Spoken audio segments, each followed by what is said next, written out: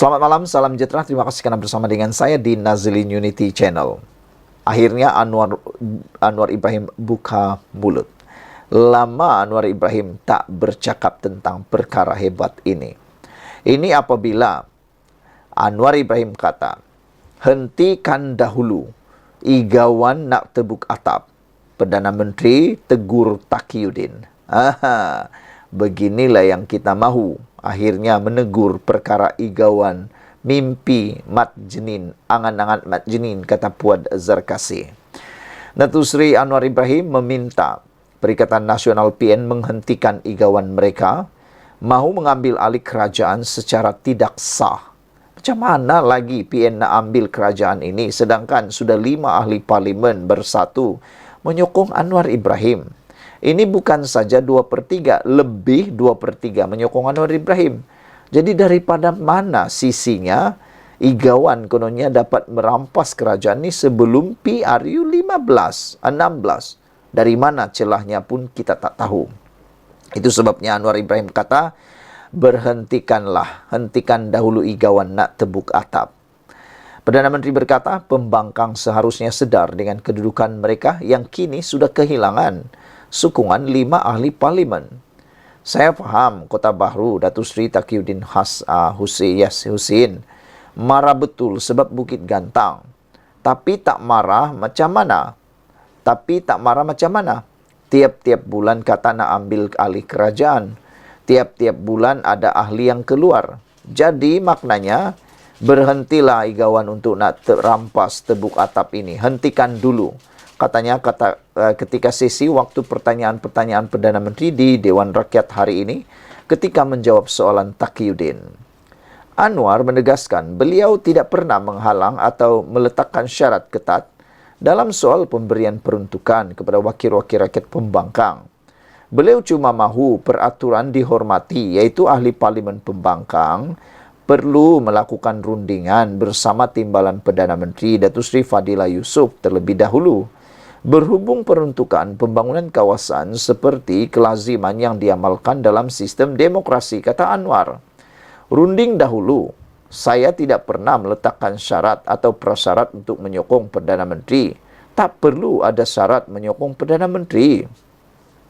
Ada beberapa peraturan runding soal peruntukan dengan kerajaan yang dilakukan dalam mesyuarat yang lalu ketika Pakatan Harapan menjadi pembangkang. Saya kadang-kadang aneh, kata Anwar Ibrahim. Wakil daripada kerajaan terdahulu yang berundingan dulu kini di sebelah sana, iaitu pembangkang. Dia tahu prosesnya. Berapa kali berunding, tapi sekarang macam tak tahu langsung, kata Anwar lagi. Hahaha, ini satu pendedahan yang memang agak lucu dan baru kita tahu. Dan memang nak tahu jugalah kan. Ya betul lah seperti yang Anwar Ibrahim kata. Dulu ketika pembangkang adalah Pakatan Harapan dan waktu itu Anwar Ibrahim menandatangani perjanjian MOU dengan Ismail Sabri Yaakob semasa Perikatan Nasional Barisan Nasional menjadi kerajaan. Antara yang menjadi juru runding pada waktu itu ialah Perikatan Nasional. Dia tahu prosesnya, mereka tahu prosesnya dan mereka tahu apa syarat-syaratnya. Tapi kini seakan-akan kata Anwar Ibrahim mereka tak tahu langsung. Inilah yang netizen kata, tak tahu langsung kah buat tak tahu. Tapi yang dijajah kononnya Anwar Ibrahim menetapkan syarat yang ketat. Tetapi apa yang berlaku sebenarnya Anwar mengakui sendiri. Dia tidak meletakkan syarat atau prasyarat untuk menyokong Perdana Menteri. Tak perlu ada syarat menyokong Perdana Menteri karena Anwar Ibrahim. Jadi yang menjadi persoalan kita ialah kenapa wakil daripada Perikatan Nasional masih lagi lihat degil untuk berjumpa dengan timbalan Perdana Menteri Datuk Seri Fadilah Yusof untuk merundingkan peruntukan pembangunan kawasan seperti kelaziman yang diamalkan dalam sistem demokrasi. Itu saja yang Anwar kata dia mahu mereka lakukan. Tapi yang didedahkan Anwar ini memang amat pedih diterima oleh Taqiyuddin Hasan. Menakan tidak Anwar Ibrahim kata perlu dihentikan Igawan untuk mengambil alih kerajaan secara tidak sah. Anwar Ibrahim juga berkata pembangkang seharusnya sedar dengan kedudukan mereka yang kini sudah kehilangan 5 sokongan ahli parlimen. Dan Anwar Ibrahim kata dia faham kenapa Taqiyuddin marah sangat. Sebab Bukit Gantang katanya. Tapi tak marah macam mana, kata Anwar Ibrahim. Macam mana tak marah kalau tiap-tiap bulan kata nak ambil kerajaan. Tapi tiap-tiap bulan pula bukan itu yang berlaku. Yang berlaku pula tiap-tiap bulan ada saja ahli Perikatan Nasional yang keluar menyatakan sokongan kepada Anwar Ibrahim. Jadi maknanya kata Anwar Ibrahim, berhenti igawan untuk nak rampas tebuk atap ini. Hentikan dulu katanya. Sekian dulu untuk kali ini. Jangan lupa tinggalkan komen Anda, tekan butang subscribe. Malaysia kita punya, kita jaga sama-sama cintai Malaysiaku. Bye-bye. Selamat malam, salam sejahtera. Terima kasih karena bersama dengan saya di Nazlin Unity Channel. Ini pasti Anda tak pernah tahu. Dan saya jamin akan membuatkan Anda mungkin tergelak, mungkin lucu, dan baru tahu. Beberapa menit selepas ahli parlimen Bukit Gantang menyatakan sokongan kepada Anwar Ibrahim, rupa-rupanya ini yang berlaku. Apabila beliau dibelasah oleh ahli parlimen pembangkang kerana didakwa menyokong Perdana Menteri untuk projek. Wow, ini cerita memang luar biasa. Dewan Rakyat petang tadi kecoh berikutan beberapa ahli parlimen pembangkang mengambil kesempatan mengutuk tindakan Datuk Syed Abu Hussein Hafiz Syed Abdul Fashal, Perikatan Nasional Bukit Gantang yang mengumumkan sokongan secara terbuka kepada kepimpinan Perdana Menteri Datuk Seri Anwar Ibrahim. Perbahasan Rang Undang-Undang Kewangan Nombor 2 2023 tergendala selama kira-kira 20 minit selepas Datuk Awang Hashim PN Pendang mendakwa Syed Abu Hussein Hafiz mengambil keputusan sedemikian kerana ada agenda tersembunyi. Kita banyak terbabit dengan black economy, ekonomi gelap katanya. Ia menyebabkan kita hilang punca pendapatan seperti yang berlaku terhadap Bukit Gantang, iaitu Syed Abu Hussein Hafiz. Dia ada masalah, kata beliau, nak lobby projek supaya projeknya yang dibekalkan kepada tentera disambung. Disebabkan itu, dia cari payung untuk berlindung. Jadi, dia sekarang lompat sana-sini. Dia pernah jadi ahli parlimen UMNO, bebas, dan lepas itu melutut kepada Presiden Bersatu Tan Sri Muhyiddin Yassin untuk jadi calon. Kita Bersatu pun percaya pada dia, katanya di Dewan Rakyat hari ini. Mempersoalkan mengenai pendedahan itu, RSN Raya, PH Jelutung bangkit dan meminta supaya Awang menarik balik kenyataan berkenaan yang disifatkan satu sangkaan jahat. Beliau turut memberitahu timbalan yang di-Pertua Dewan Rakyat, Datu Ramli Muhammad Nur, bahawa tindakan Awang itu bertentangan dengan Peraturan 36 dalam kurungan 6, iaitu seseorang ahli tidak boleh mengeluarkan sangkaan jahat ke atas mana-mana ahli lain.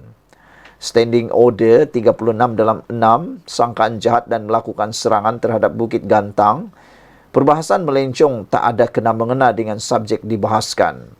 Memang, Syed Abu Hussein Hafiz bukan dari blok kerajaan, tetapi saya terpanggil untuk pertahankan beliau kerana dia dikecam ketika tiada dalam dewan, katanya. Dulu bersama tak serang pula. Kenyataan melutut kepada Tan Sri Muhyiddin Yassin dikeluarkan, merendahkan martabat dan penghormatan seseorang semata-mata beliau tidak sokong yang sebelah sana, katanya. Jadi saya mohon kenyataan itu ditarik balik dan saya juga minta Tuan Speaker buat ruling atas perkara ini, katanya. Berikutan kekecohan itu, Ramli kemudian memberi ruang untuk Awang membela diri. Awang berkata beliau mendedahkan agenda Syed Abu Hussein Hafiz kerana ahli parlimen itu sendiri secara terbuka tampil mengumumkan beralih sokongan dalam Dewan Rakyat. Namun Ramli kemudian meminta Awang menarik balik kenyataan terbabit kerana ia jelas satu sangkaan, mengambil kira Syed Abu Hussein Hafiz tiada di dalam Dewan untuk membela diri. Seorang lagi ahli parlimen pembangkang, Wan Ahmad Faisal Wan Ahmad Kamal, sebelum memulakan perbahasannya turut mengecam tindakan Syed Abu Hussein yang didakwa sebagai tidak bermaruah. Saya mengecam sekeras-kerasnya tindakan Bukit Gantang. Ini satu perbuatan tidak bermaruah oleh ahli parlimen kami yang menyatakan sokongan kepada Perdana Menteri. Kononnya demi peruntukan untuk kawasannya Rupanya seperti apa yang diperkatakan Pendang, ada benda lain katanya. Saya seru SPRM siasat dakwaan yang Pendang berkata tadi. Katanya, pagi tadi Syed Abu Hussein Hafiz menjadi wakil rakyat pembangkang kelima daripada Bersatu yang menyatakan sokongan kepada kepimpinan Perdana Menteri. Beliau mengumumkan secara terbuka pagi tadi pada sesi waktu pertanyaan Perdana Menteri PMQT. Sekian dulu untuk kali ini. Jangan lupa tinggalkan komen anda, tekan butang subscribe. Malaysia kita punya, kita jaga sama-sama, cintai Malaysiaku. Bye-bye.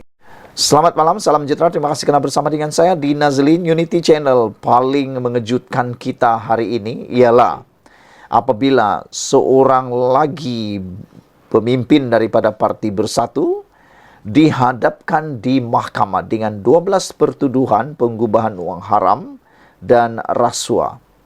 Anda nak tahu siapa? Ikuti terus ulasan kali ini.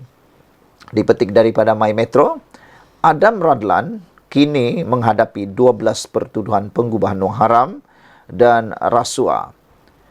Timbalan Ketua Bahagian Bersatu Segambut, Adam Radlan Adam Muhammad, didakwa 6 lagi pertuduhan penggubahan wang haram baharu membabitkan nilai RM3.67 juta. Adam Radlan, 42 tahun, didakwa atas 6 pertuduhan mengikut Seksyen 4 dalam kurungan 1 kurangan B, Akta Pencegahan Penggubahan Wang Haram, Pencegahan Pembiayaan Keganasan dan Hasil daripada Aktiviti Haram 2001, Akta 613 di Mahkamah Seksyen Shah Alam. Mengikut pertuduhan pertama hingga ke-6, Adam Radlan sebagai pengarah syarikat Bayu Bumi Raya Sdn Bhd memindahkan wang hasil daripada aktiviti haram berjumlah 3.6 juta ringgit dari akaun syarikat itu kepada akaun CIMB Bank Berhad miliknya dan 3 individu lain, antaranya Nabila Mahyadin dan Amir Azlan Muhammad Ayub, antara 1 Disember 2021 dan 27 Disember 2022. Yang mengejutkan kita ialah mengikut pertuduhan ini hingga ke-6, Adam Radlan, pengarah syarikat Bayu Bumi Raya Sdn Bhd, memindahkan wang hasil daripada aktiviti haram berjumlah 3.6 juta ringgit dari akaun syarikat itu kepada akaun CIMB Bank Berhad miliknya dan 3 individu lain. Inilah yang paling menggempar dan mengejutkan kita. Bagaimanapun, ahli perniagaan itu mengaku tidak bersalah ketika kesemua pertuduhan dibacakan di hadapan Hakim Datuk Anita Harun pada 9 November lalu. Ini menjadikan ahli perniagaan itu berdepan 12 pertuduhan meminta, menerima rasuah dan penggubahan wang haram yang mana ia didengar oleh Hakim Mahkamah Seksyen Kuala Lumpur Suzana Husin. Dalam prosiding di Mahkamah Seksyen hari ini di hadapan Hakim Azura Alwi, 6 pertuduhan penggubahan wang haram yang dihadapi lelaki itu di Mahkamah Seksyen Shah Alam dibenarkan dipindahkan ke mahkamah ini.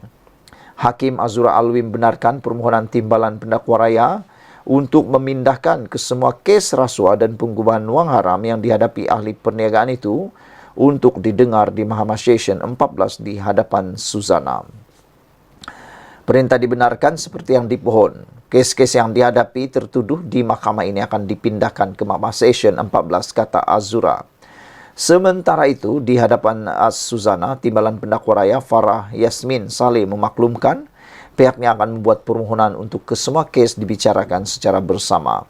Kami belum boleh membuat permohonan untuk kes dibicarakan bersama kerana pihak pembelaan memaklumkan mereka perlu meneliti dokumen berkenaan kesalahan amla terlebih dahulu.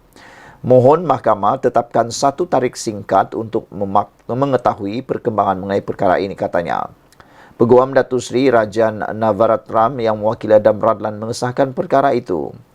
Suzana mengguna pakai jaminan yang sebelum ini ditetapkan di Mahkamah Seksyen di sini, iaitu RM420,000 dengan seorang penjamin untuk kesemua pertuduhan beserta syarat tambahan pasport diserahkan kepada mahkamah dan melaporkan diri di SPRM sebulan sekali sehingga kes selesai. Suzana menetapkan 11 Januari depan untuk sebutan semula kes. Pada 21 Februari lalu, Adam Radlan dituduh di Mahkamah Session di sini atas satu pertuduhan meminta suapan, iaitu wang tunai sejumlah 3.5 juta hingga sejumlah 3.5 hingga 7% nilai projek yang akan diperoleh daripada Mat Yusof Mamat yang juga pengarah urusan Syarikat MIE Infrastruktur and Energy Sdn Berhad. Dia turut didakwa atas satu lagi pertuduhan menerima suapan RM500,000 daripada individu sama, iaitu Mat Yusof sebagai upah kerana membantu syarikat itu mendapatkan surat sama bagi projek membina Jalan Sungai Adam ke Kampung Banat Perlis daripada kerajaan secara rundingan terus yang berjumlah keseluruhannya bernilai RM47.8 juta ringgit. Kesalahan itu didakwa dilakukan di sebuah restoran di Dutamas dan di CIMB Bank Berhad, Cawangan Bukit Tunku, Taman Tunku pada Mac 2021 dan 26 November 2021. Sementara itu, pada 22 Februari lalu, Adam Radlan didakwa atas dua pertuduhan menerima suapan berjumlah 4.1 juta daripada Lian Tian Chuan dan Mat Yusof sebagai upah bagi tertuduh membantu syarikat Nepturis dan Berhad serta MIE Infrastruktur and Energy bagi mendapatkan dua projek jenis sama, iaitu Jana Wibawa.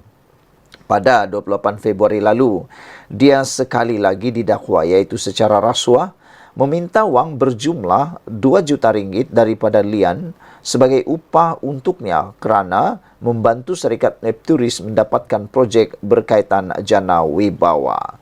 Sekian dulu untuk kali ini. Jangan lupa tinggalkan komen anda, tekan butang subscribe. Malaysia kita punya, kita jaga sama-sama cintai Malaysiaku. Bye-bye. Selamat petang, salam sejahtera. Terima kasih kerana bersama dengan saya di Nazilin Unity Channel. Wah, ini memang paling panas berkaitan dengan aman Palestin dan juga SPRM. Nampaknya aman Palestin seakan-akan mahu melawan SPRM. Tapi apa yang berlaku? SPRM tidak tunduk terhadap perkara itu. Azam Baki akhirnya buka cerita, buka mulut, menjawab persoalan daripada atau cabaran daripada aman Palestin. Azam Baki jawab aman Palestin dengan kata, kita lawan di mahkamah. Wah, ini bagus supaya apa-apa ketidaktelusan yang terjadi dapat diketahui. SPRM sedia mendedahkan perkara atau siasatan dapatan yang diperoleh oleh SPRM berkaitan dengan aman Palestin. Saudara-saudara sekalian, SPRM bersedia berdepan aman Palestin di mahkamah jika pertubuhan itu mengambil tindakan undang-undang ke atas pembekuan akaun banknya, kata Ketua Pesuruhjaya SPRM Azam Baki. Azam Baki berkata, sementara aman Palestin ada hak memulakan tindakan mahkamah, SPRM juga ada kuasa di bawah undang-undang untuk membuat siasatan bagi pihak orang awam. Tiada siapa boleh melarang mereka untuk ambil tindakan. Kita lawan di mahkamah, kata SPRM lagi. Setakat ini kita hanya ikut undang-undang, katanya kepada Malaysia Kini. Pada minggu lalu, SPRM telah membekukan 41 akaun bank milik aman Palestin Berhad dan entiti syarikat lain yang melibatkan wang berjumlah 15 juta ringgit. Pembekuan dibuat berkaitan siasatan penyalahgunaan wang sumbangan dan dibuat di bawah Akta SPRM 2009, Akta Pencegahan Pengubahan Wang Haram, Pencegahan Pembiayaan Keganasan dan Hasil daripada Aktiviti Haram 2001 dan Kanun Keseksaan Akta 574. Siasatan lama lagi untuk selesai. Ramai lagi saksi akan dipanggil. Setakat ini kita sudah panggil 11 orang, termasuk seorang pemegang amanah aman Palestin, kata Azam Baki. Dalam sidang media semalam, pengurusan tertinggi aman Palestin menafikan dakwaan pertubuhan itu menyalahgunakan sumbangan yang diberikan orang ramai. Peguam Muhammad Rafiq Rashid Ali yang mewakili aman Palestin turut membidas kenyataan SPRM berkenaan kes tersebut. yang didakwanya sebagai propaganda jahat untuk membunuh karakter Aman Palestin dan ahli lembaga pengarahnya. Kenyataan media pihak SPRM bertarik 23 November 2023 pada perenggan ketiga jelas berniat jahat dan sengaja diterbitkan untuk membina persepsi negatif terhadap Aman Palestin, kata kenyataan tersebut. Ia seolah-olah telah menghukum Aman Palestin bersalah menyeleweng dana 70 juta ringgit yang dinafikan. Kenyataan-kenyataan SPRM berkait dengan kes ini ternyata tidak cermat, tidak teliti, tidak boleh dipercayai dan tidak berintegriti, katanya. Muhammad Rafiq merujuk kenyataan SPRM yang menyebut bahawa Suruhanjaya itu membekukan sebanyak 41 akaun bank syarikat pertubuhan amal tersebut dan beberapa entiti syarikat lain yang dengan jumlah keseluruhan lebih RM15 juta. Dia berkata Aman Palestin telah mengutus surat kepada Azam dan pengarah bahagian AMLA SPRM Muhammad Zamri Zainul Abidin memberi notis agar pembukuan akaun dibatalkan menurut Seksyen 44A AMLA TFA PUAA 2021. Katanya lagi, Aman Palestin akan mengambil tindakan undang-undang jika akaun tidak dinyah beku dalam tempoh 3 hari. Sementara itu, sumber SPRM mendakwa siasatan dibuat ekoran pelaburan meragukan yang dibuat Aman Palestin menggunakan dana sumbangan orang ramai. Menurut pegawai tinggi SPRM itu, walaupun pertubuhan itu dibenarkan undang-undang untuk melabur, ia tidak boleh melibatkan manfaat peribadi. Antaranya kita tengok pembelian 27 aset yang mana jika tidak silap 21 daripadanya adalah bangunan dan tanah. Malah ada tanah di Sabah dan Sarawak. Persoalannya, mengapa anda nak beli aset-aset ini? Soal SPRM. Wang diberi orang ramai untuk membantu orang ramai atau membantu orang. Jadi kalau bak beli aset pun, ia perlu dibuat dengan betul dan tidak boleh libatkan manfaat peribadi, katanya. SPRM turut menyiasat pembelian jongkong emas oleh Aman Palestin. Pertubuhan itu sebelum ini memberitahu SPRM ia merupakan cara untuk menghantar bantuan kepada Palestin. Wow, adakah membeli jongkong emas itu adalah cara untuk membantu atau menghantar bantuan kepada Palestin? Beberapa komen daripada netizen, daripada Brown Falcon di Malaysia kini mengatakan, lama lagi. Mr. Sakau kata, gelanggang dibuka, aman. SPRM sambut kita, jumpa di mahkamah. Kita lihat siapa yang kena, siapa yang betul-betul kena, kata beliau lagi. Sekian dulu untuk kali ini. Kita berdoa untuk isu ini supaya ia dapat diselesaikan dengan segera dan lebih baik. Semoga tidak ada yang dinafikan haknya, tiada yang teraniaya dan kebenaran dapat nyatakan dengan secepat mungkin. Sekian dulu untuk kali ini. Jangan lupa tinggalkan komen anda, tekan butang subscribe. Malaysia kita punya, kita jaga sama-sama cintai Malaysiaku. Bye-bye.